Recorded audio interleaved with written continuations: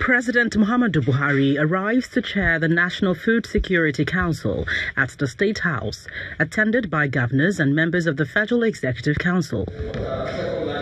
After the meeting, which held behind closed doors, the Minister of Agriculture tells correspondents of billions of naira worth of support from the federal government towards the rice industry. Government has approved some money to support the rice industry to bring down prices. But we are going to handle it differently.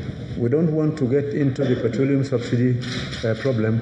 So a committee is looking at it with the Ministry of Finance, options.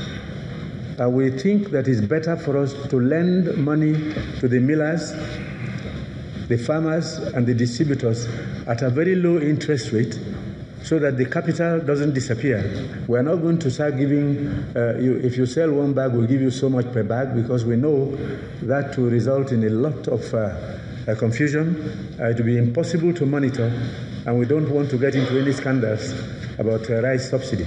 On the herders and farmers clash, the agriculture minister reveals plans to tackle the crisis. We are putting in place a program now to see if we can aggregate all the waste from harvest, maize stalks and sorghum stalks and millet, rice stalks, beans and so on, and process them, add molasses and feed the cows, instead of letting them roam around and get into these conflicts with the farmers. The Kebbi State Governor also reacts to reports by the U.S. Department for Agriculture suggesting that Nigeria imports 3 million tons of rice.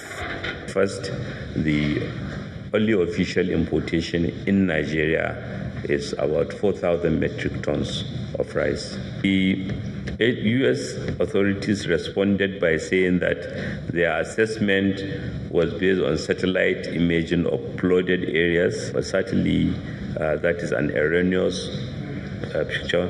But because even in spite of the flooding, the upland rice production has been quite strong this year. Even though Nigeria boasts of being the world's largest producer of yam, the challenge of adulteration and poisonous preservation of food in the markets is one the federal government vows to thoroughly address. From the presidential villa, Gloria Umezuke, Channels Television News.